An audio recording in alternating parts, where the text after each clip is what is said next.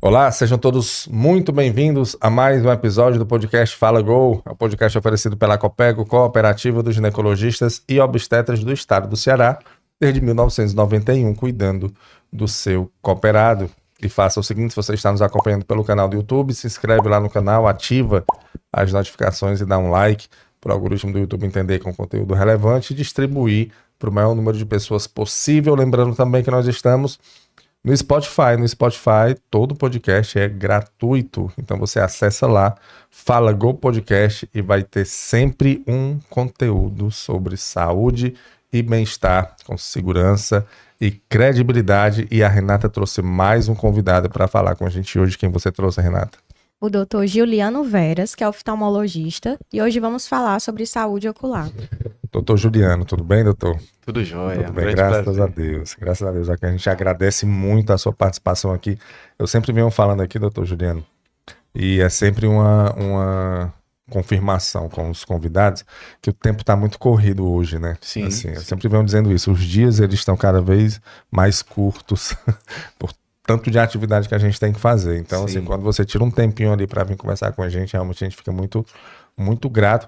E para falar de um assunto que, assim, que é dúvida, acredito que em toda a população, inclusive aqui, antes da gente começar, a pessoa já estava dizendo, tem umas dúvidas aqui sobre saúde ocular, saúde dos olhos, né, visão, tudo isso. Então, muito obrigado pela sua participação. Eu queria entender como é que está o cenário hoje, né, da visão das pessoas. Então, é um grande prazer, Crasso. O convite de vocês me engrandece bastante, porque é uma coisa que eu faço de paixão. A oftalmologia, para mim, é um grande prazer. Na verdade, eu costumo falar para meus pacientes que eu não trabalho, eu brinco. Boa. Eu me divirto bastante, entendeu? Então, tanto que às vezes eu esqueço até de ir para casa. Minha esposa fica lá toda hora puxando minha orelha. Rapaz, você bebe que horas, né? Sim. Então, ela me cobra muito isso, porque realmente é uma diversão, é um assunto que me interessa bastante. Eu gosto de estar discutindo, às vezes nas rodas de amigos, Sim. né? A gente conversa bastante, um puxa um assunto, puxa outro. Sim. Porque realmente é muito curioso, né? A gente precisa da visão, né? Então, eu tinha um professor que falava que a gente lidava com 200% da população, porque todo mundo tem dois olhos.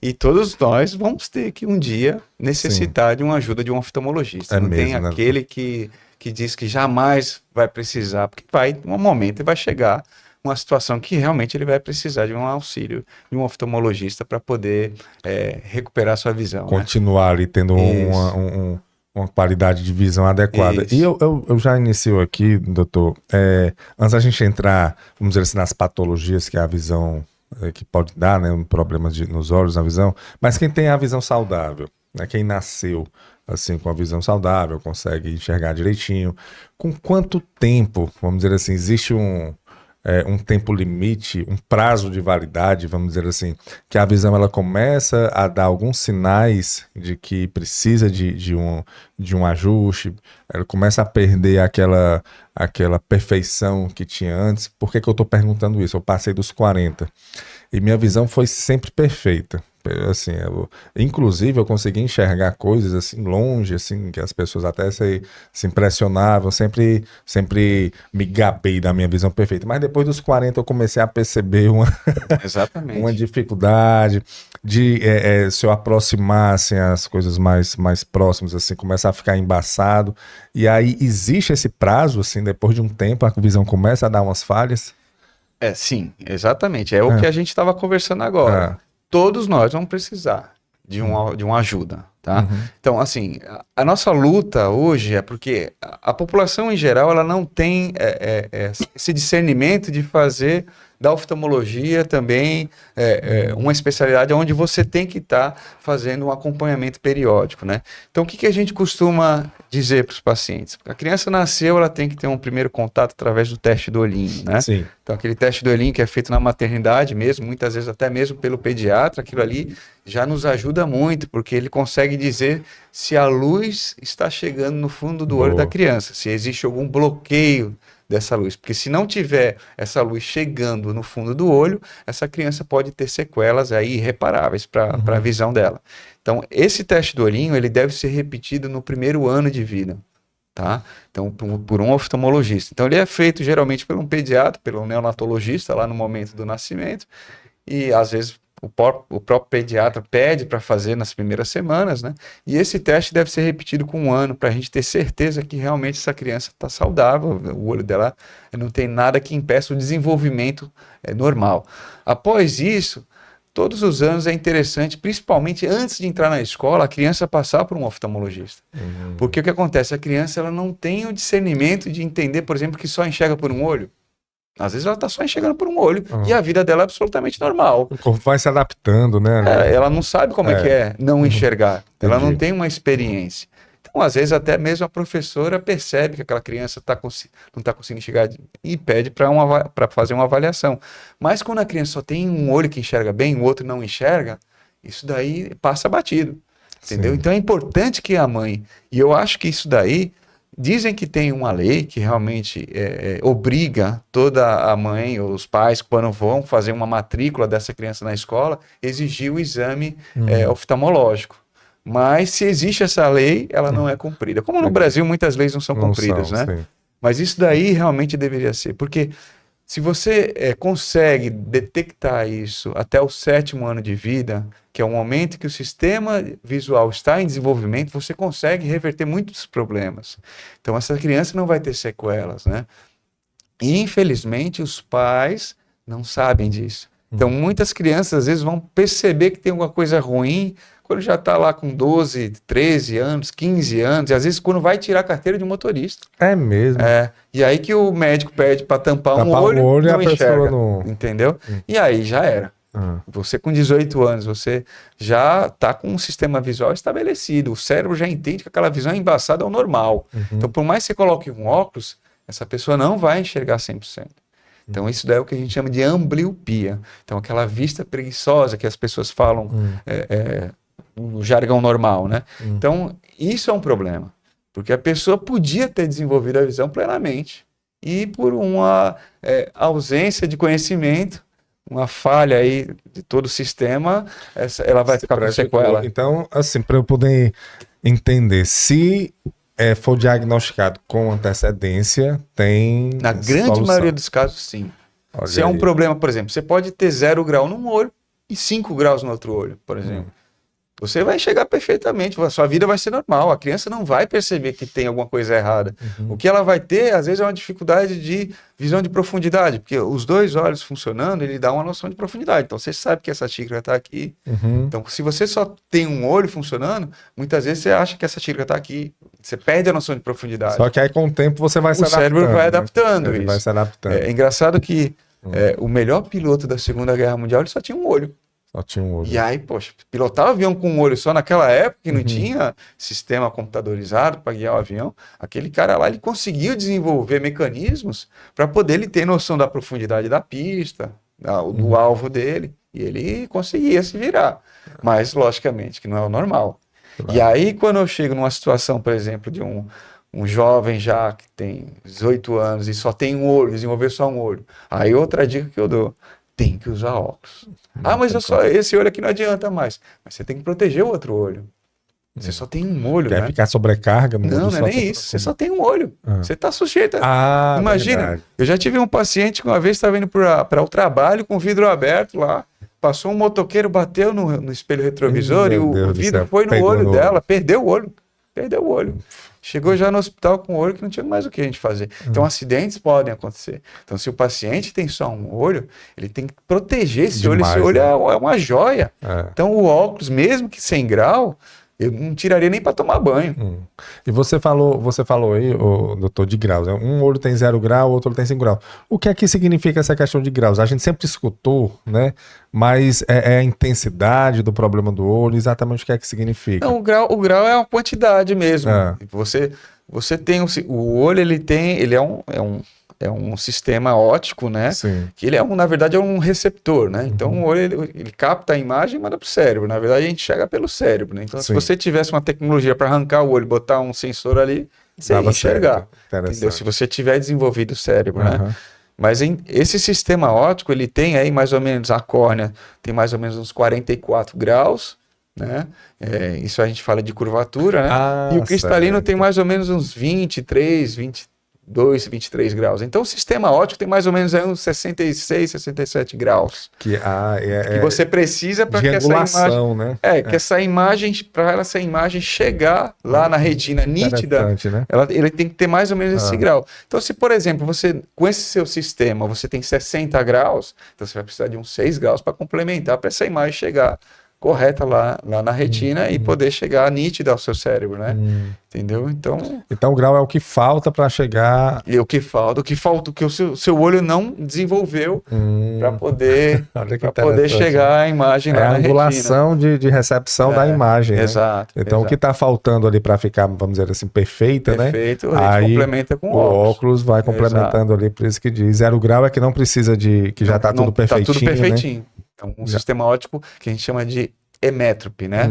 Entendeu? Já tá ok. Ele tá perfeito. Agora, quando vai faltando ali, aí você vai... Perfeito, doutor. Então, na criança é interessante você fazer, então, pelo menos uma vez a cada ano? Uma vez a cada ano. Dependendo aí, se você detecta na primeira consulta que ela tem grau, eu diria até que é a cada 6 meses. Porque hoje em dia nós temos tecnologias, e aí é uma coisa que a gente está vendo uma pandemia de miopia no mundo, né? Então existem até estudos asiáticos que mostram uma projeção de até 2050, metade da população mundial vai ter miopia. A miopia é aquela que não enxerga de longe? De longe, exatamente. Então fica meio embaçado. Para longe você não enxerga, né? Você enxerga super bem. Porque o que acontece hoje?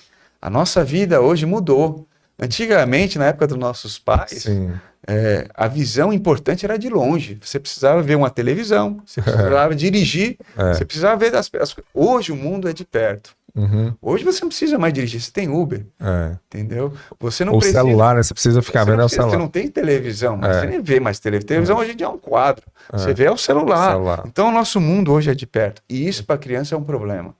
Porque se ela está só enxergando de perto, o sistema óptico dela, ele acaba tendo uma situação em que a periferia da retina dela está desfocada. Ela está só focada no centro. Isso daí faz com que o olho lance estímulos para que ele cresça. Quando o olho cresce para tentar focar a periferia, ele acaba desenvolvendo a miopia. Então, cada 1 milímetro que o olho cresce no diâmetro axial, de frente para trás, ele aumenta 3 graus de miopia. O grau vai diminuindo, né? Assim, o grau da miopia vai aumentando. Não, mas o grau para ficar perfeito vai diminuindo do olho, Você né? tem um alongamento do olho. E aí vai aumentando o grau para miopia. Aí hoje a gente tem, graças a Deus, a gente já tem estudos bem interessantes de tratamentos. Porque antigamente você falava, não tinha o que fazer. Aquela criança ia lá, desenvolvendo todo ano, ela ia lá no consultório e a gente via que a miopia ia aumentando e a gente não tinha nada para poder fornecer, a não ser o óculos. Mas nada para tentar controlar o desenvolvimento dessa miopia. Então hoje a gente já consegue. Existem lentes de óculos, até lentes de contato, com tecnologia para minimizar essas aberrações periféricas, né? O que a gente chama de defocus periférico, para poder evitar o crescimento do olho. Existem colírios à base de atropina que a gente pode lançar a mão. Já tem estudos bastante interessantes que mostram que ele ajuda a controlar o desenvolvimento da miopia, né? E também conversa com mudanças de hábitos dessa criança. Porque hoje em dia a criança está dentro do quarto, com luz artificial, num computador, num tablet, num celular, num joguinho, entendeu? Sem acesso à luz natural. Então a criança ela tem que ter pelo menos 2 horas por dia de exposição à luz natural. A luz natural ela ajuda no controle da produção de dopamina na retina. E esse hormônio ele ajuda no controle do tamanho do olho. Olha aí. Entendeu? Então a criança que tem um contato com o externo, assim, o desenvolvimento do olho é melhor, né? Ficar só... Rapaz, eu vou dizer, a gente já conversou com muitos profissionais aqui, o que essas telas, essa questão que você falou e contextualizou muito bem, que o mundo hoje é de perto, né? Isso para a criança é um problema grande, né? Exato. Agora no olho também, olha aí, porque na questão neurológica a gente já viu que causa um problema grande, já conversou com pediatra, que já conversou com neurologista, neuropediatra, e eles falaram que esse uso de telas está dificultando o desenvolvimento da criança. Então, no olho também acaba que vai prejudicando. Com certeza. Até o desenvolvimento da criança. Então, muitas vezes a criança ela vai, antes de dormir, ainda está lá no celular, dorme com o celular. Isso daí atrapalha o padrão do sono dela. Sim. E aí você tem alterações na produção de hormônio de crescimento. São crianças que não têm mudanças na estatura, porque não dorme direito, não produz o hormônio do crescimento. E para os pais que não estão fazendo fizeram aquele. Porque a gente faz um primeiro exame, que é esse que você falou, né? Da luz, né? Para saber se está tudo ok. Aí depois disso eu acho que os pais ficam mais tranquilos, porque ele está enxergando, né? Então vai. Mas com o passar dos anos, caso eles não façam um exame oftalmológico, eles conseguem detectar na criança algum tipo de comportamento que possa dizer que aquela criança está com alguma dificuldade de visão, já que ela não consegue externar, né, não consegue falar? No dia a dia, em casa, é difícil, como eu te disse, né? Hoje em dia, o mundo é de perto. Então, e a miopia você enxerga super bem de perto, entendeu? Agora, no colégio, muitas vezes a professora percebe que aquela criança ela não consegue enxergar direito, o rendimento dela na escola não é bom, porque ela não consegue entender, não consegue ver, não consegue observar o que está sendo escrito na lousa. Então, isso às vezes é até confundido com doença da moda, né? O TDAH. O TDAH. Porque ela não presta atenção, mas na verdade às vezes ela não presta atenção porque ela não enxerga. Ela não está vendo, ela né? Tá como é que ela vai prestar ali, atenção em algo que ela não vê. E aí aquela coisa, você tem que levar no oftalmologista. De fato, a criança não pode estar numa escola sem uma avaliação oftalmológica, né? Sim. Porque realmente é um problema no desenvolvimento intelectual dessa criança. Ela vai ter dificuldade, ela vai ser considerada como uma pessoa que tem um distúrbio, às vezes, psicológico, que não tem. Que não tem, apenas porque ela não está enxergando. E aí o comportamento dela fica em cima daquela falta de... Ela começa a perceber que não está acompanhando igual os colegas, né? Exato. Não está vendo direitinho, ela vai começar a se revoltar. E tem outros comportamentos que poderia ser resolvido com o exame, se fizesse o tratamento. E o tratamento seria, como você falou, usar um óculos, às vezes um colírio, né? Às vezes não é uma coisa tão complicada, né? Assim, não precisa de uma cirurgia, algo... Na grande maioria dos casos, não, né? Lógico, a oftalmologia ela é muito extensa, né? Hoje em dia é uma especialidade, eu acho que da medicina, uma das que mais avançaram aí nos últimos tempos, né? As pessoas ainda acreditam que problema de visão é só grau. Então, você tem miopia, hipermetropia... Não, mas você tem mais de 3.000 doenças que podem afetar os seus olhos, né?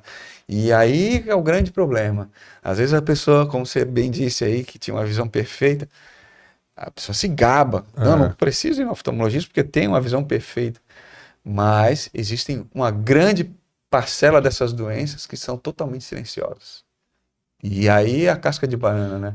Você tem o glaucoma, por exemplo, que é uma doença conhecida, meio que conhecida, mas para você perceber alguma coisa errada nos seus olhos, você já perdeu metade do seu nervo óptico. Olha aí. Entendeu? A sua visão é perfeita, você enxerga perfeitamente. Você começa a ver que aqui agora eu não estou mais vendo minha mão, tá um negócio estranho, de vez em quando eu esbarro o meu carro, não vejo uma coluna, entendeu? Minha mulher, ela às vezes faz isso, mas ela realmente não tem glaucoma, eu já vi. Mas tem muita gente que acontece e não percebe, não consegue linkar, isso é um problema oftalmológico, né? Mas é importante, por mais que vocês tenha a sua concepção de que você enxerga bem, é imprescindível uma avaliação oftalmológica, para realmente ter certeza disso, medir a pressão, ver o fundo de olho, né? Para o adulto, assim, depois que cresce, para o adulto, qual é o tempo, assim, que ele tem que fazer o exame, assim, de tempos em tempos? Pelo menos a cada 2 anos, né? Cada 2 anos ele faz. E aí a gente se preocupou muito com essa mudança da renovação da carteira de motorista, porque muitas vezes as pessoas só achavam que deveriam fazer quando fosse renovar a carteira, e a cada 5 anos o cara ia lá. Agora é 10 anos. Agora é 10 anos, entendeu? Você imagina 10 anos com glaucoma, o estrago que isso daí vai fazer nos olhos dele, né? E no exame lá da renovação da carteira, dá para detectar glaucoma? Não. Ali é uma checagem, né? Pois porque ali você vê se você enxerga de longe, né? Mas aquilo ali traz uma lembrança de que você precisa ir para um oftalmologista. Entendeu? Tem pelo menos toca no assunto, né? Eu acho que eu preciso ir no oftalmologista. Ou às vezes realmente ele não enxerga, não passa no exame, vai procurar o oftalmologista, né? E existe a possibilidade, doutor, quando você usa óculos, né? Quando você já tem algum grau ali que você use óculos, de retroceder? Dependendo do tipo. Assim, por exemplo, você tem a criança, ela nasce com uma hipermetropia. Hipermetropia, o que é? A hipermetropia é um grau positivo, né?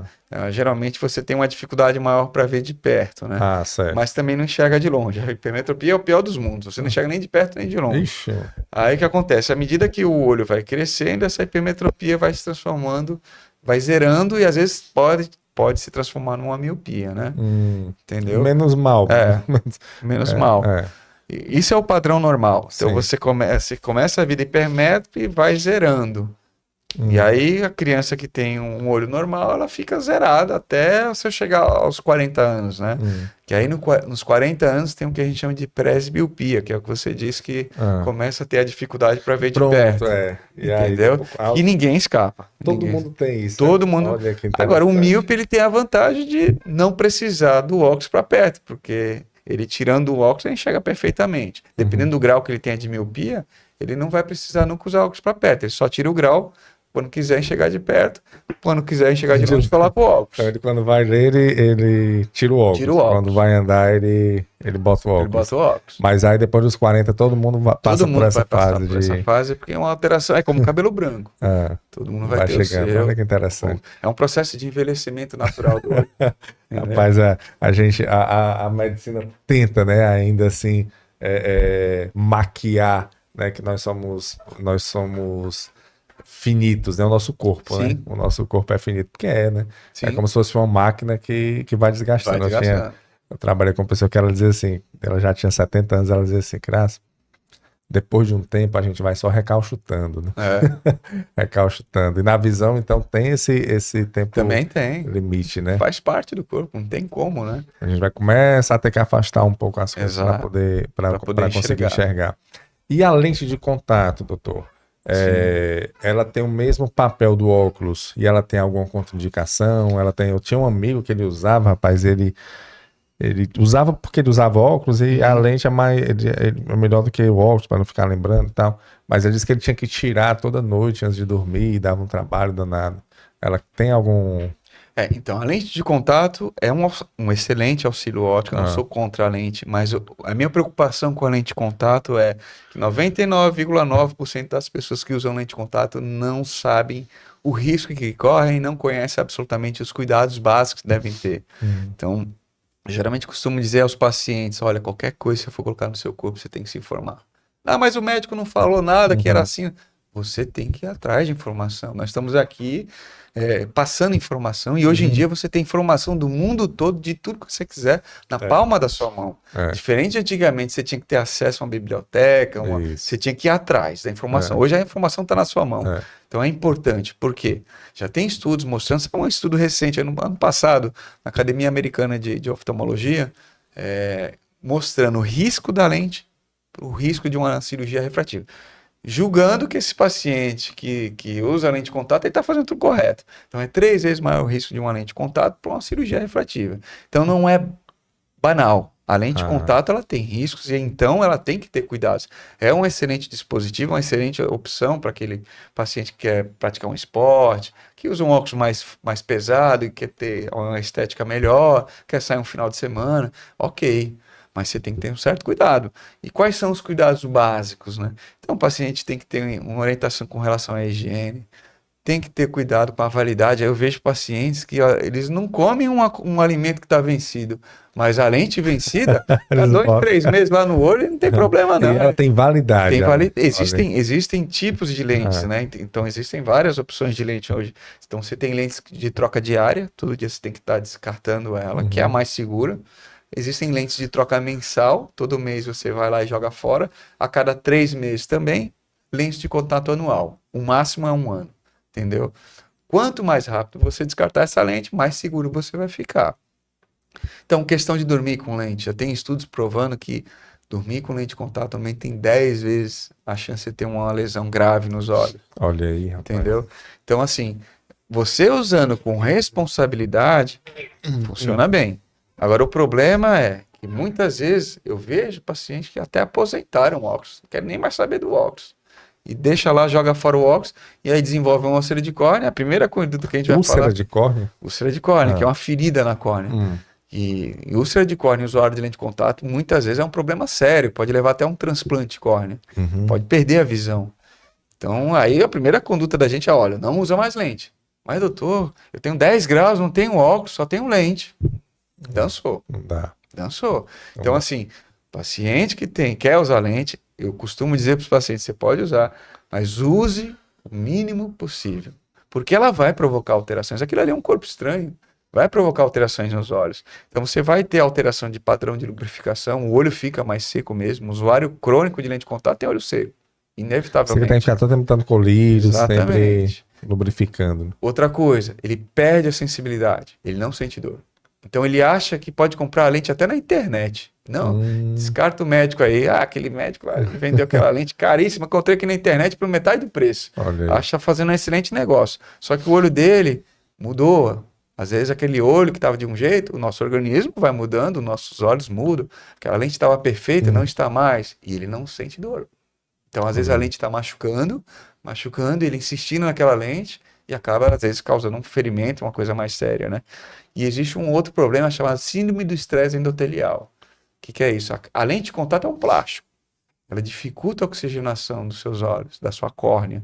Então, se você é uma pessoa que abre os olhos, bota aquele plástico lá e só vai tirar quando vai dormir, e muitas vezes nem tira para dormir, em que momento seu olho respirou direito? Então isso ao longo dos anos vai provocar uma síndrome do estresse. Realmente essas células endoteliais que nós temos na córnea, elas vão diminuindo. Isso daí, traduzindo para uma linguagem mais coloquial, você está acelerando o processo de envelhecimento do seu olho. Então eu já vi pacientes com 30 anos com córnea de 60. 70 anos. Por causa da lente de contato. Por causa da lente de contato. E médico ainda. Olha aí. Ficava 3 dias dando plantão sem trocar a lente. Sem trocar a lente. Dormia com a lente o tempo todo. Quando eu fui fazer uma microscopia especular, estava lá. Contagem de células de um paciente de 60 anos. Então, assim, é usar com moderação e com conhecimento. Tem que se informar. Ah, mas o meu médico não está informado. Vá atrás de informação. Talvez o ideal para a lente de contato seria intercalar com óculos, né? Sem dúvida. Né? Eu acho que existe um momento para lente de contato, você vai para uma festa, vai para vai para uma academia. Uma academia, uma coisa. Transpira, o óculos mas em casa, né? Em casa eu boto o óculos. Eu uso lente de contato, eu chego em casa, a primeira coisa que eu faço é tirar a lente. Tira a lente. Às vezes, quando eu vou em casa almoçar, tiro a lente, coloco meu óculos, vou lá, almoço e tal. Tranquilo. Tiro um cochilozinho, depois eu volto, coloco minha lente de novo. Eu acho que ela veio para auxiliar, né? Sim. Não para ser a permanente, sim, né? Sim, com certeza. E o pessoal, tinha uma época, eu tô vendo menos hoje, mas tinha uma época que o pessoal colocava aquelas lentes de contato coloridas, né? Com olho azul, com olho verde, e às vezes sem nem precisar. Isso daí causa problema também? Então, a lente de contato colorida são as lentes de pior qualidade que existe, entendeu? Então, assim, você usar para ir para uma festa, mas, lógico, você não pode comprar isso no Chiquinho da esquina, não é? Você tem que ter um oftalmologista aí, uma contatóloga, venda essa lente nos seus olhos. Então, mesmo que ela não tenha grau, não tenha nada. Mesmo, porque essa lente tem que checar para ver. Porque, assim, na verdade, o que eu digo para os pacientes é que o grau é o que menos me preocupa numa lente de contato. Tem que ver como é que essa lente está interagindo com os seus olhos. Então, por mais que seja uma lente que você vai usar uma vez na vida, é importante você checar, porque se ela causar uma lesão aí, você pode ter problema. Então, você não pode jamais colocar... E o brasileiro tem essa mania, né? De querer as coisas mais fáceis. E quando a gente trabalha com o nosso corpo, nada pode ser simplificado. É só um chipzinho da beleza, não precisa. Vou aqui, não. Eu só vou botar preenchimentozinho aqui, eu vou aqui na minha esteticista, ela faz, entendeu? Ok, mas é importante você saber realmente o que você está fazendo. É perigoso. Teve aquele rapaz que morreu, acho que foi no Rio de Janeiro, que aplicou. Como é o nome daquela substância que o pessoal estava aplicando? Fenol, né?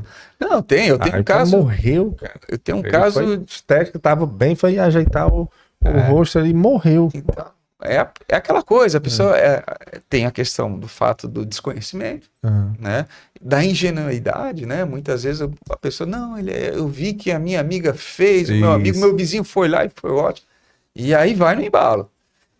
Eu tive uma estudante de medicina, na verdade, um colega lá da clínica, que ela fez um preenchimento com ácido hialurônico na região da glabela, ela perdeu a visão. Poxa, cara, olha aí. Ela perdeu a visão dos 2 olhos. Ela tá cega e não tem como reparar isso.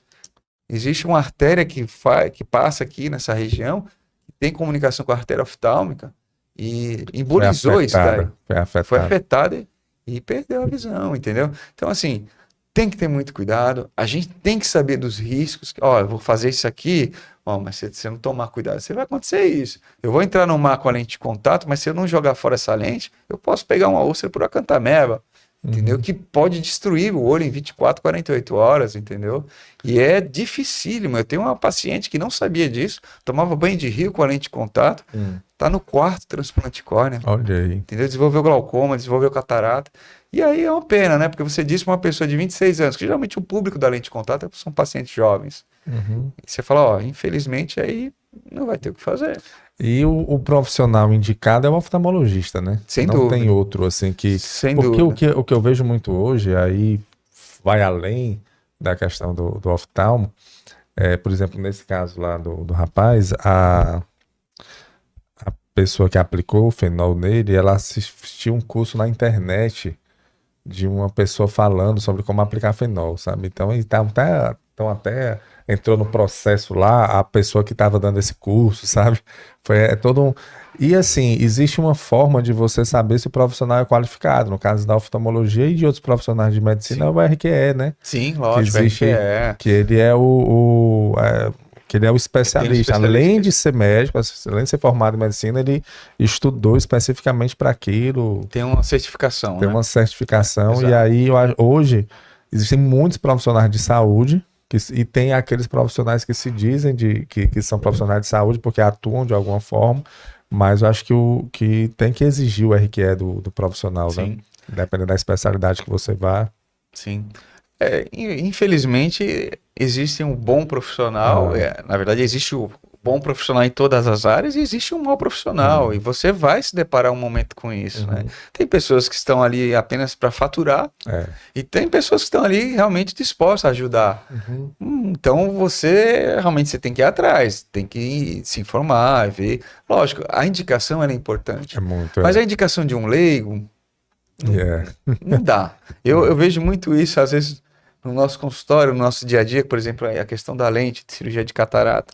Então, a escolha da lente de uma cirurgia de catarata é uma escolha que tem que ser muito bem pensada, porque ela é para o resto da vida. E dá para trocar? Dá, mas é uma baita cirurgia para trocar. Então, assim, é uma coisa que tem que ser muito discutida, e eu costumo conversar muito com os pacientes. Olha, existe a lente do plano, existe essas outras opções, e a gente faz exames para poder ver e tentar alinhar a vontade do paciente. Ah, doutor, eu quero deixar de usar óculos, as condições anatômicas desse olho, o que esse olho tem, que não tem, patologias que podem estar presentes no olho, além da catarata. E você traça aí, diante da situação, até a questão financeira do paciente, a gente coloca aí mais ou menos algumas opções. E é engraçado que a gente às vezes perde horas conversando com o paciente, ele sai do consultório, tropeça, bate e encosta numa pessoa que teve uma experiência com uma lente tal, e aí ele fala, olha, coloque essa aqui, porque essa aqui é a melhor, vai ficar ótimo, ficou bem em mim, vai ficar bem em ti. E aí dançou. Toda aquela conversa teve. E doutor, vou colocar a lente tal, porque meu vizinho botou e tá ótimo, ele tá vendo tudo. Então, isso realmente é triste, porque toda aquela questão, parece que o médico está querendo só... Não, ele quer me empurrar essa lente aqui porque ele vai ganhar mais. Não é mais. Existe estudos que mostram. Lógico, você faz uma análise disso. E é individual, né? Assim, e infelizmente, para o brasileiro, eu não sei se é só aqui no Brasil, mas eu não vejo isso, por exemplo, às vezes eu tenho um americano, um europeu, eles têm realmente conhecimento, eles vão investigar. O brasileiro é mais, o que meu amigo falou, assim é melhor, faz a vontade, a opinião do vizinho, ela tem um peso muito grande ainda. Às vezes até mais do que o profissional. Com certeza. E sabe o pior, doutor Juliano, são influenciadores, né? Sim. Não estou aqui falando de todos, claro, mas quando você começa a seguir uma pessoa, que hoje você segue nas redes sociais, e às vezes você não conhece, aquela pessoa, você começa a confiar, começa a comentar, começar a compartilhar as coisas dela. E aí, às vezes, o que ela indica tem um peso. Tem um peso. Né? tem um tem um peso, É. pelo que ela indica. E tá tendo até problemas aí com alguns, né? Porque ficam indicando coisas e as pessoas vão se ludibriando e adquirindo. Mas no caso da saúde é muito complicado, né? Sim, claro. Você seguir uma pessoa que não tem um conhecimento técnico, porque já são coisas difíceis, já é assunto complexo. E aí Sim. você não... Às vezes até o profissional que tem um conhecimento, que tem a especialização, que trabalha com isso, pode errar, né? Sim. Pode dar algum... Imagine quem não tem, né? Exato. Imagine quem não tem. E a gente vai já falar mais um pouco sobre a catarata, que é bem, bem importante, mas eu queria, antes disso, tirar outra dúvida em relação a óculos escuro. A gente falou de lente de contato e óculos escuro, que normalmente o óculos escuro é o que não tem grau, né?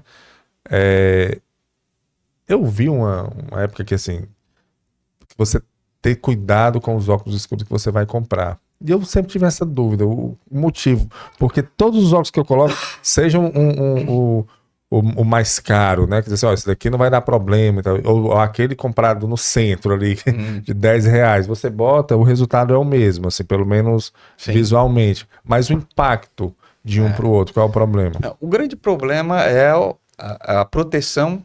Que, na verdade, o óculos escuro, a coloração dele pouco importa. Sim. Então, isso vai de acordo com a sensibilidade de cada um.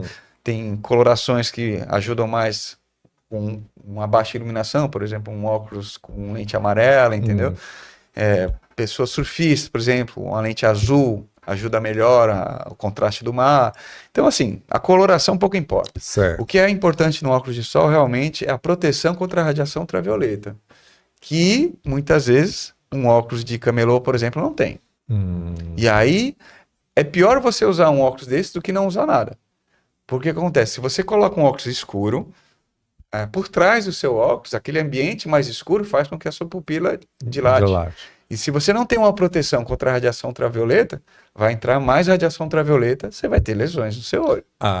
Então é porque você pensa que está protegido. Você está confortável, mas você não está protegido. É como se você estivesse olhando diretamente para o sol, vamos supor assim. Não. Porque assim, na verdade, o sol, a luz solar, lógico, ela pode causar queimadura. Se eu olhar para o sol, por exemplo, naqueles eclipses, aquilo ali é perigoso. Se você não tiver uma proteção, você queima mesmo o seu olho, fica sequela para o resto da vida. Mas o que é importante para os olhos é a radiação ultravioleta que o sol emite. Você pode estar andando olhando para o chão numa praia. Você está ali, a praia funciona como um espelho. Você está ali pegando radiação ultravioleta. Entendeu? E aí quando você tá sem óculos, você consegue meio que proteger. Se a iluminação... você fecha os olhos. Fecha o olho, mas se você tá com um óculos de sol sem proteção, se não tem um filtro, você vai se expor mais a essa radiação. E aí você vai ter doenças na retina, uma incidência de catarata maior, né? Você vai acelerar o processo de catarata, né? Às vezes desenvolve pterígio mais cedo, que é aquela carnezinha que cresce no olho, né? Então, assim, é importante saber a procedência desse óculos, não comprar em qualquer canto. Mas é só para uma farrazinha, uma festinha e tal, vou colocar aqui, fazer uma brincadeira. Não é uma coisa simples assim, né? O barato mesmo. Às vezes vai sair caro. Então você tem que procurar, quando você for comprar um óculos escuro... Procedência. Mas onde é que você... Como é que você tem que pesquisar? Geralmente ele tem um selo de proteção UV, né? Pronto, selo de proteção UV. Então, como se você comprasse, uma analogia, um protetor solar que não protege nada. Imagina, você está lá se lambuzando com um protetor solar falsificado, que não vai proteger nada, só vai sujar e você vai ter lesões na pele. Então, um óculos de sol sem proteção, ele não serve para nada, apenas para o teu conforto mesmo. Aquela claridade vai aliviar um pouco mais, mas você vai estar mais exposto. Então, um óculos de sol tem que ter a procedência mesmo, tem que saber onde comprar. Eu tive um professor uma vez que ele disse que teve achei interessante, ele teve um derrame no olho, palavras dele, né? Não, tive um derrame no olho porque eu lia, ele disse que ele sempre lia à noite, antes de dormir, e ele lia com a luz, sempre tive essa dúvida, que ele lia com a luz fechada. Sim. E tinha um abajur que ele botava em cima da luz para não acordar a mulher dele e tal, em cima do livro. E aí ele disse que todo dia fazia isso, né? E aí teve um derrame, por quê? Porque ele, quando você tá lendo aqui, automaticamente você olha para o escuro e olha para pro livro, olha pro escuro, olha pro livro, olha pro escuro, olha pro livro. E aí ele disse que deu um problema, porque é como se a pupila dilatasse e fechasse, não sei. Eu não entendi direito. Eu fiquei com muito medo de ler no escuro depois que ele falou isso. Aí o rapaz, vou aproveitar e vou perguntar se tem alguma... Eu sempre tive esse medo, porque eu era adolescente e ele disse que teve um derrame por causa disso. Aí sempre que eu vou ler alguma coisa, eu abro todas as luzes. Não dá pra gente fazer essa analogia, essa causa e efeito, né? Então, provavelmente, hemorragias tem várias causas, né? Então, às vezes ele pode ter tido um pico hipertensivo, deu uma hemorragia conjuntival, foi uma coincidência, tá? Não pelo fato da leitura. Agora, realmente, se você for ler num ambiente mais escuro, você vai ter um cansaço visual muito maior. Nada mais. Você vai cansar, vai ficar mais... O olho, você vai forçar mais, vai ter uma dor de cabeça, mas não vai destruir teu olho. Não vai, tá? né? Olha aí, eu passei a minha vida sem ler, eu sempre acendo todas as luzes, porque ele falou isso.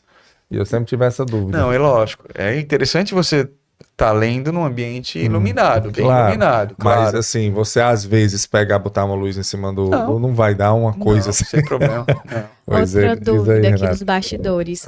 Tem algum problema, assim, algum perigo maior em relação a coçar muito o olho? Tem. E aí, existe até uma campanha, que é o Junho Violeta, que um colega do Rio de Janeiro, o Renato Ambrosio, começou essa campanha a nível de Brasil, porque existe uma doença chamada ceratocone, né? Inclusive aqui a gente faz em Fortaleza, em junho, uma campanha para poder conscientizar a população, né? Então, 20% da população que são alérgicas, né? Geralmente a coceira é um sintoma de alergia, então as pessoas coçam muito os olhos por ser alérgico. Às vezes tem uma rinite, está atacado e começa a coçar os olhos também. Então, 20% desse público acaba desenvolvendo essa doença, ceratocone, que é uma doença séria, que pode levar à cegueira, né? Então, ela faz com que a córnea vá ficando menos resistente, então ela vai ficando bicuda. A córnea, ela é como se fosse uma esfera, uma semisfera, né? E ela vai ficando bicuda. Então, ela vai perdendo a resistência e vai envergando, né? É como se você botasse essa sala aqui cheia de líquido, que fosse o nosso olho, e em vez de você botar uma porta maciça de madeira, botar um papelãozinho, ela vai envergar. Sim. Então, ela acaba que perde a resistência. E aí, é o que eu costumo falar para os pacientes. Quando você tem uma vontade de coçar os olhos, e você coça os olhos, você libera uma substância que é a histamina. A histamina vai fazer com que você tenha mais vontade de coçar. Então, não vai aliviar. Coçar os olhos, você pode ver, você começa a coçar, tem uma sensação maravilhosa. E você não quer parar. Às vezes você para, o olho está desse tamanho, né?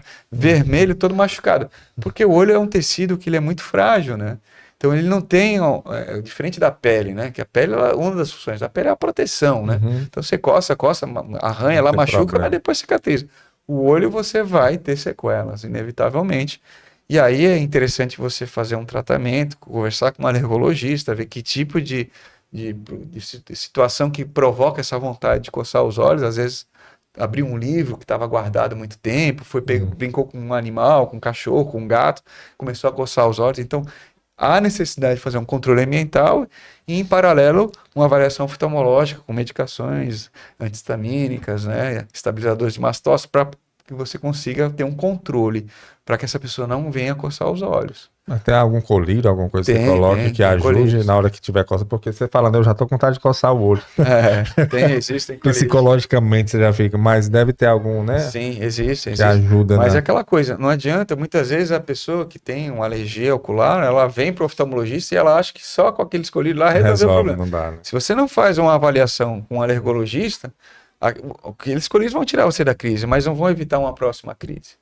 É tão sensível. Eu lembro uma vez minha irmã trouxe aquela máscara de avião. Sim. Que dorme, aí eu dormi com ela. Achei legal, bonitinho. Eu vou dormir com ela. Eu era bem jovem. Rapaz, eu acordei no outro dia com a vista embaçada. Você sabe que eu tava ficando cego, me desesperei. Sério, eu me desesperei. Rapaz, fui direto no oftalmologista. Cheguei lá, ele fez uns testes e passou um colírio, aí melhorou. E ele falou que foi devido a... produto da máscara. Da máscara. Causou uma alergia. Causou é muito sensível, né? Sim, o olho é muito sensível. É algo sensível, né? E tem alguns cuidados, o doutor Juliano, que a pessoa tem que ter durante a vida para que ela consiga, apesar de ter um prazo de validade, como a gente falou aqui, né? Com a idade, mas que ela consiga ter uma saúde nos olhos, uma saúde ocular mais eficaz, mais saudável? Eu diria que a alimentação imprescindível você tem que ter uma alimentação adequada, né? Porque existem situações por exemplo, a nossa lágrima, ela depende muito da produção de ácido graxo no nosso organismo, né? Como é que tá a questão das vitaminas, né? Vitamina A, tudo isso vai interferir no bom funcionamento dos seus olhos, né? Não é uma coisa confirmada, mas existem, por exemplo, hábitos como fumar, né? Existe uma doença chamada DMRI, que é a degeneração macular relacionada à idade, que existem estudos correlacionando, por exemplo, o ato de fumar com a DMRI. DMRI é uma doença de velho, terceira idade, não é uma doença de jovem, mas, logicamente, tudo que você faz na juventude, lá na frente, às vezes aparece. Então, você tem, por exemplo, pacientes que são diabéticos, né? Você pode desenvolver retinopatia diabética. Existem estudos que mostram que um diabético muito bem controlado, em 20 anos, ele pode vir a desenvolver uma retinopatia diabética. E a retinopatia diabética pode levar à cegueira, né? A questão da hipertensão. Então, você não tem hábitos saudáveis de vida, não faz atividade física, aí desenvolve hipertensão. A hipertensão pode desenvolver uma retinopatia hipertensiva. E isso daí pode levar a alterações oculares graves, né? Então tá tudo ligado, né? O nosso organismo é um equilíbrio. Então eu acho que você tem que ter uma dieta adequada, atividade física, né? Tem que ter. E logicamente que é fazer uma avaliação periódica, não dá para se abrir mão, né? E se confiar, não, porque eu enxergo bem, não preciso procurar um especialista, né? O sono impacta em algo? Com certeza. Você pode perceber, quando você dorme pouco, seu olho fica mais seco, né? Você não tem... Realmente o olho fica mais vermelho, mais irritado, então você tem que ter tem que ter um tempo de sono adequado aí. Um paninho ali, derrubei aqui, será que eu não estou enxergando bem? Eu acho que... Pode continuar. Será que eu estou enxergando bem aqui? A gente falou, né, na questão da visão periférica. Aí, doutor, a gente vai entrar na parte da catarata. Sim. Assim, a gente... viu que todo mundo um dia vai precisar fazer essa cirurgia. É verdade isso? Quem viver, terá só catarata. É mesmo. Na verdade, existem vários tipos de catarata, né? Existem crianças que já nascem com catarata, que são as cataratas congênitas, não são comuns, mas o teste do olhinho, ele realmente tem por finalidade, por exemplo, dar um diagnóstico de uma catarata congênita, né? Então, você vai lá, você bate uma foto, por exemplo, você vê só o reflexo vermelho no olho, às vezes é uma catarata. Pode ser outras coisas mais sérias, como o retinoblastoma, que teve um jornalista, né? Foi o Thiago, né? Thiago Life, foi interessante. A filha dele tinha, né? Teve um diagnóstico de retinoblastoma, Obrigado. né? Ele disse que a doença era muito complicada e ele fez até uma campanha que eu achei bem interessante. Obrigado. Que ele disse, ele fez uma campanha para isso, eu vi em vários programas. Sim. Porque você não percebe, como você falou, né? Na criança, o cérebro vai se adaptando, né? E não percebe. Mas ele disse que dá para saber pela uma foto tira e aparece uma luz clara. Eu achei tão interessante isso. Antigamente, hoje em dia as câmeras não aparecem muito, né? Mas antigamente, quando você batia a foto, né, o flash ele refletia na retina e ficava com um vermelhinho, né? Sim. Então, quem tem um problema de entrada de luz, seja um retinoblastoma, que é um câncer que atinge a retina, né? Então, aqui, em vez de ter o reflexo vermelho, vai estar branquinho, né? Branquinho. Aí é um alerta para procurar um profissional. Então, assim, existe a catarata congênita, existem cataratas traumáticas, por exemplo, você tomar um soco no olho, você pode desenvolver uma catarata. Existem cataratas por medicações, e aí, pacientes que usam muito corticoide, né? Que tem, às vezes, muitos alérgicos que usam com frequência, ou às vezes são córticos sensíveis. Eu tive um paciente que teve um problema no joelho, foi fazer uma infiltração e com pouco tempo depois desenvolveu uma catarata. Então, existem uma gama muito grande de cataratas por secundária em processos inflamatórios oculares, como uveíte. Então, existe uma gama muito grande de tipos de catarata, mas a catarata mais comum, que é a universal, é a catarata senil. né, que todos nós vamos ter. É mesmo. E uns mais cedo, outros mais tarde. Logicamente, tem a questão dos hábitos também, né? Então, pacientes diabéticos, por exemplo, eles têm uma predisposição a desenvolver mais cedo, né? Pescador, tá no mar lá, exposto à luz, aquele pessoal que trabalha na roça, tudo ali vai ter catarata mais cedo, né? Exposição à luz solar o tempo todo vai acabar desenvolvendo mais rapidamente a catarata. Ou mais cedo ou mais tarde, não tem como fugir. Só se for para cima lá cedo, né? Então, se tudo der certo na sua vida, você vai ter ter sua catarata, então, exato. Importante. Isso, então, não tem uma idade certa, ou tem, assim, uma idade de corte, vamos dizer assim. Geralmente... A partir de tal idade, você precisa fazer a cirurgia. Não, geralmente, assim, a grosso modo, 60 anos, o paciente já começa... É mesmo. Agora, assim, alguns pacientes me perguntam, doutor, eu tenho minha catarata, tem que operar? Olha, catarata não quer dizer que seja já um caso cirúrgico imediatamente. Não. Você pode ter sua catarata que não está te causando problema algum, entendeu? Não está te causando repercussão na sua qualidade de vida, ok. Você pode deixar lá aquela catarata mais 1 ano, 2 anos, e aí vai acompanhando, né? Agora, o que não dá você já está se limitando, por exemplo, não vou mais dirigir à noite. Porque é isso que a catarata começa a fazer, né? Então, ela é muito sutil. A catarata senil, ela é muito lenta, né? Na grande maioria dos casos. Então, é aquele paciente que começa já a ter uma dificuldade para ver as cores. Eu tive uma paciente que ela já ia demitir a funcionária dela, que ela dizia que a cozinha dela era branca e ela só via a cozinha amarela. E a funcionária desesperada, porque limpava e a cozinha só ficava amarela. Na verdade, era a catarata dela. Então, ela altera as cores. Então, aquele vermelho não é mais vermelho vivo, é um vermelho mais desbotado, né? E aí, nessa etapa, muitas vezes as pessoas não sentem dificuldade. Mas aí ela começa a atrapalhar a visão noturna. Então, você já começa a ter dificuldade para dirigir à noite. O reflexo do carro já encandeia. Quando vem a luz do carro lá, você fica mais encandeado. Então, quando está nessa etapa, aí realmente é o ideal já operar. Porque, assim, catarata, você ficar guardando a catarata é um negócio que vai causar um pepino bem sério lá na frente, né? Mas não tem outro tipo de tratamento, tem que ser a cirurgia. Só cirúrgico. É só cirúrgico. E hoje em dia a cirurgia de catarata é uma cirurgia tranquila demais. Eu faço uma catarata em 8, 10 minutos, você faz uma catarata. Hoje em dia com anestesia tópica, colírio, entendeu? Entendi. Você faz, no outro dia tá com a vida praticamente normal, né? Quando você fala cirurgia, né, causa aquela... Sim, claro, aquele impacto, né? Mas era como se fosse uma consulta, né? Assim, você vai para... que quase que ambulatorial, né? A gente fala, né? Isso. Então, não é um bicho de 7 cabeças, logicamente que a gente tem que ter os cuidados, tem que escolher um bom profissional, tem que ver direitinho, se sentir seguro, né? Eu acho que tem essa relação médico-paciente é muito importante para que o paciente se sinta bem e esteja à vontade com o seu médico, né? E realmente fazer, não adianta. Existem já, a gente estava conversando aqui em off, né, sobre um estudo que saiu recentemente, publicado num jornal americano, mostrando a chance de desenvolvimento de catarata, na verdade de Alzheimer, né, e de demências, naqueles pacientes que relutam em operar a catarata.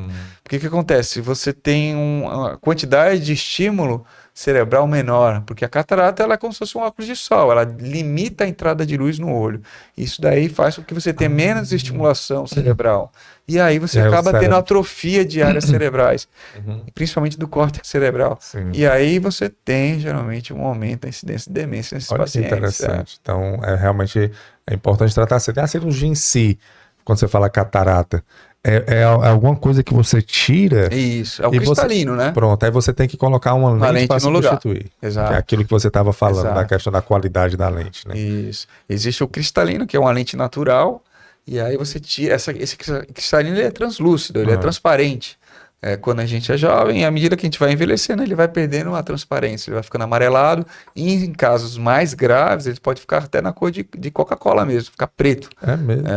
Aí são as cataratas negras, né, que são dificílimas de operar, são cirurgias muito complexas, e aí, infelizmente, alguns pacientes só realmente desistem de evitar a cirurgia quando estão nessa situação, né? Porque a catarata, ela leva à cegueira, inevitavelmente. Se você não cuidar, você fica cego. Se você não operar, vai ficar cego. A principal causa de cegueira reversível no mundo é a catarata. É a catarata.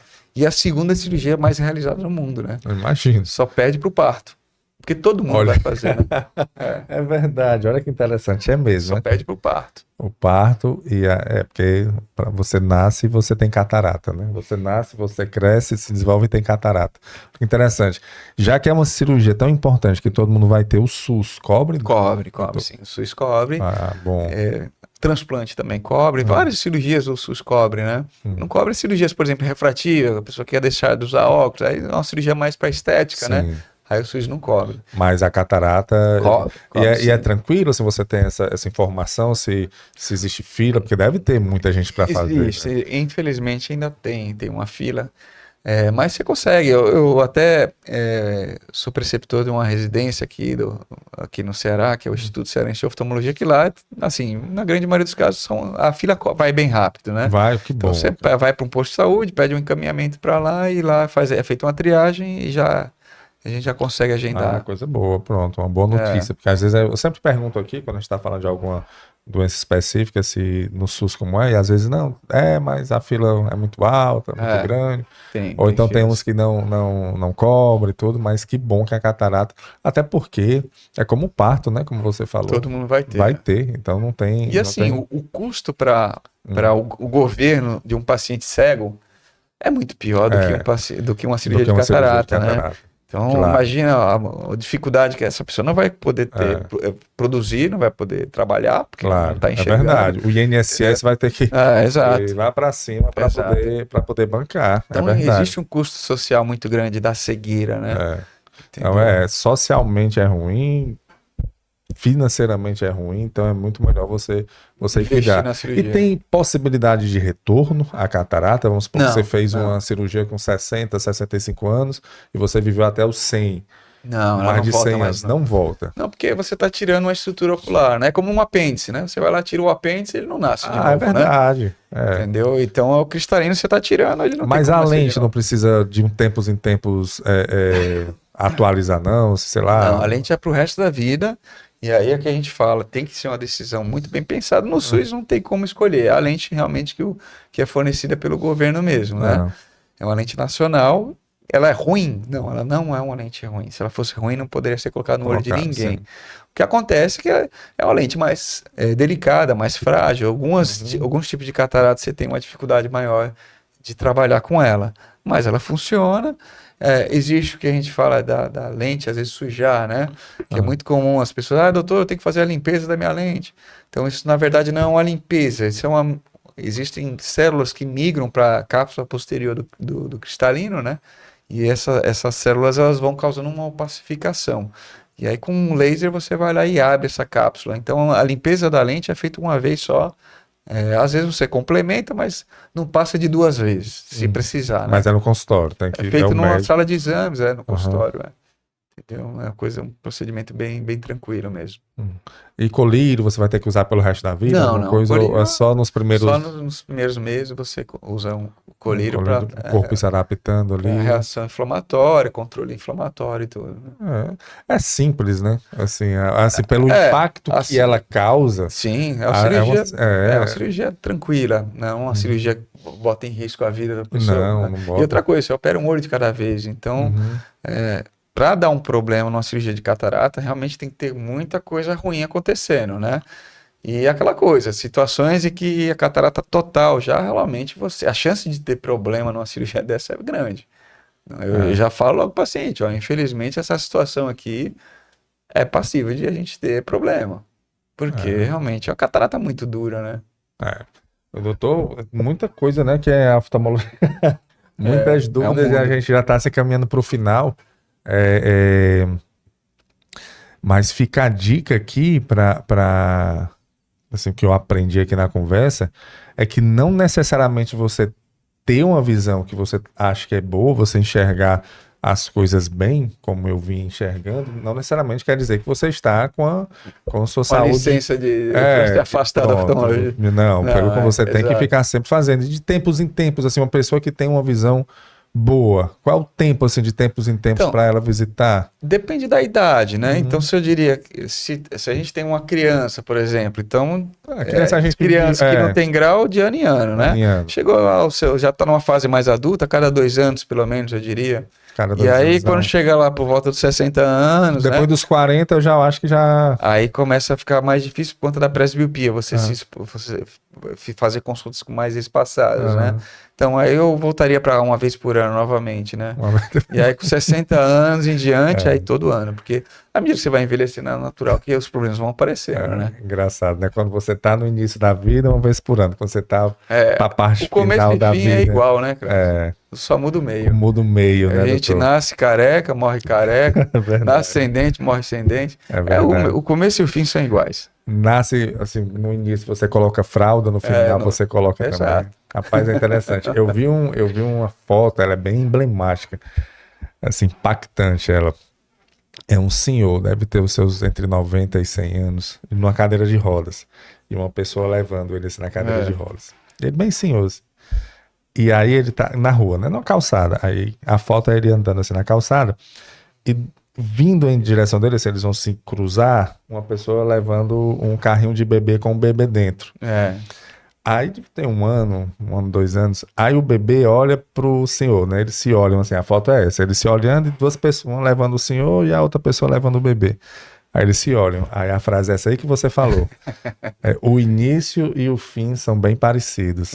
Aproveite o intervalo. Aproveite o intervalo, chega a ficar arrupiado, porque mas é isso mesmo. É isso mesmo. Você vai vendo, a gente nasce dependendo das pessoas e normalmente morre dependendo, é muito interessante. E aí, na questão da visão, você tem que ter esse acompanhamento para poder aproveitar, porque tem um limite também, né? Um dia vai findar. Com certeza. E assim, você pensa que não, mas é engraçado que a gente só dá valor para as coisas quando a gente perde, né? É verdade. E a visão, geralmente, a gente acha uma coisa, assim, mais do que normal, mas é um milagre. Todo dia, né, a gente acorda e enxerga, isso é um milagre. A gente poder respirar é um milagre isso. Você precisa de um aparelho para respirar. Então, assim, é importante a gente valorizar o que tem, enquanto tem. Então temos que cuidar. E ser grato, né? A gente esquece de ser grato por isso, né? Eu sempre faço assim, quando eu começo a me estressar com algum tipo de coisa no dia a dia, né? Que a vida é tão corrida, como a gente falou aqui no início, e você começa a estressar, para eu poder me voltar pro eixo, eu sempre digo assim, rapaz, isso aqui é importante para mim, porque aí começa a ver em mim o que é realmente importante na vida, né? E eu faço uma comparação para poder me acalmar, digo assim, para eu saber o que é importante na minha vida, eu tiro aquilo de mim. Quanto mais falta me fizer, mais é importante. Aí eu começo pela visão. Rapaz, se tirar a minha visão, será que vai fazer falta? Vai. Se tirar, aí começa, né? Se tirar a minha locomoção, vai fazer falta? Vai. Agora, se tirar o meu carro, vai fazer falta? Vai. Mas eu consigo viver, né? Aí eu começo. Esse problema que eu tô vivendo aqui, se eu tirar, vai fazer falta? Pai, não vai fazer não. Pelo contrário, vai ser bom, né? Então, ou seja, aquilo ali não é importante para mim. O que é importante para mim, eu já tenho.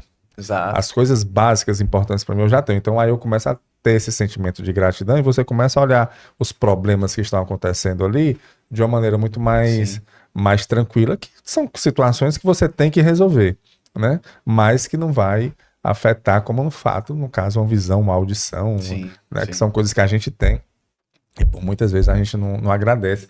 E aí eu queria deixar o seu Instagram aqui, doutor Renata, por gentileza, editor, coloca aqui por gentileza. Mas é isso, rapaz, aqui é doutor... Dr. Juliano Veras. Isso. Dr. Juliano Veras, não é isso? Eu costumo geralmente responder as perguntas que as pessoas me fazem lá, na medida do possível, que é muita gente, é muito trabalho, mas sempre eu tô lá, ativo e respondendo. Você utiliza... Baixa um pouquinho aí, Tony, o Instagram dele. Consegue baixar? Pronto. Tá ótimo. Aí você tá aqui linha de contato, boa, que a gente estava falando. Procura prestar esse serviço, né, de orientação, boa, né? Pode fechar aí, Tony. Só olhar aquela máquina ali. Essa máquina aqui é que você faz os testes, né? Isso. É uma lâmpada de fenda, né? Que a gente faz a consulta, vê fundo de olho, né? Boa. Mede a pressão. Devia ter uma dessa no teste do Detran, né? Mas aí o problema muita é que gente o Detran, nem todos os médicos que fazem a avaliação do Detran são médicos oftalmologistas. São não? Não é obrigatório. Eu comecei a desconfiar, porque eu acho muito simples lá, sabe? Boa. Danos ao seu olho, tá ótimo. colírio, mais ou menos o que a gente conversou aqui, né? Extensão dos cílios. Extensão dos cílios, está na moda, né? A gente não falou. E tem problema, Tem muito problema. Rapaz, eu pensei nisso, mas por quê? O que é que pode causar? Então, os cílios, ele tem um papel importante, né, nos olhos, ele tem uma função ele é um filtro, né? Então, ele funciona para evitar que impurezas entrem dentro do olho, né? Então, ele tem que estar limpo. Então, maquiagem, esses rímel, essas coisas, tudo já. Imagina um filtro de carro que tá sujo, não serve para nada, né? E na base de cada cílio existe uma glândula, que é a glândula de Beibomius, né? Que ela produz um óleo, né? Esse óleo, ele tanto tem que lubrificar os cílios, como ele compõe a camada lipídica do filme lacrimal. Então, a camada lipídica do filme lacrimal é como se fosse uma barreira para evitar que essa lágrima evapore rapidamente. Então, se você bota um cílios artificial, você mudou toda a dinâmica dessa estrutura, né? Então você vai ter uns cílios, o teu cílio natural vai se ressecar, porque ele não vai ter lubrificação. Esse óleo que é expelido pela essa glândula vai misturar com a cola, todos aqueles produtos que tem ali, e acaba perdendo, né, a qualidade. A sua lágrima vai ficar ruim, seus cílios vão cair com o tempo. E assim, uma coisa é você colocar um cílio, você vai lá rapidinho, você vai numa festa e tira. Outra coisa são permanente. Exato, que vão ficar dias e dias aí nos seus olhos provocando problemas. A gente está tendo muito problema com isso. Olha aí, que interessante. E aí, voltando àquela conversa mais cedo, as pessoas não se informam. Então, coloca porque a amiga colocou, ficou lindo na amiga, vai lá e coloca. E muitas vezes, na verdade, as pessoas que trabalham com isso, infelizmente, elas não têm o conhecimento para poder fazer isso. Claro. Não dá para você fazer um cursozinho de colocar cílios. E aí, quando dá problema, você resolve? Não resolve. Tem que ir para um oftalmologista.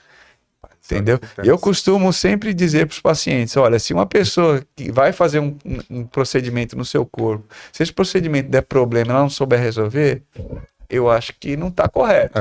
Você imagina comprar sei lá, um carro, vai numa concessionária, deu problema, não, olha, a gente não sabe resolver o seu problema. Você vai ficar pé da vida, né? Verdade. Então você não pode vender esse produto, então você não pode vender esse serviço, né? Então, na verdade, se você vai mexer com o seu corpo, procure. Eu acho que a mensagem é essa, se informe, procure, veja com um especialista, eu vou botar um piercing no nariz, converse com o otorrino para ver o que ele acha disso, será que realmente isso daí é interessante? Porque realmente a estética é importante, né? O bem-estar da pessoa, ela se olhar no espelho e se sentir bem, isso é importante para a cabeça, o psicológico, né? Mas a estrutura que você vai mexer, ela vai sofrer com isso, porque beleza, você vai ficar com uma estética maravilhosa, mas o seu olho vai ficar te causando problema, vai ficar vermelho, vai ficar irritado, né? Então, resolve um problema e causa outro. É verdade. Rapaz, tem conversa para muita coisa aqui ainda, viu? A gente vai ter que vir outro dia aqui, doutor, fazer outra gravação para a gente ir tirando dúvidas específicas, porque realmente é um mundo, né? É um mundo. E é como você falou, o corpo ele tem tudo, ele nasceu meio que direitinho ali, né? Você vai mexer em alguma estrutura que vai desequilibrar e é bom você ter um acompanhamento ali. Pois é isso aí. Pois, doutor, muito obrigado. Foi um prazer. Obrigado mesmo. Obrigado pela sua participação. E já fica aqui o convite para outro momento, a gente marcar outra conversa, porque tem vários... tem muitos assuntos. Você também que nos acompanhou, muito obrigado. Esse foi mais um episódio do podcast Fala Gol. É um podcast oferecido pela Copego, Cooperativa dos Ginecologistas e Obstetras do Estado do Ceará. Saúde e muita paz para todos nós e até a próxima, se Deus quiser.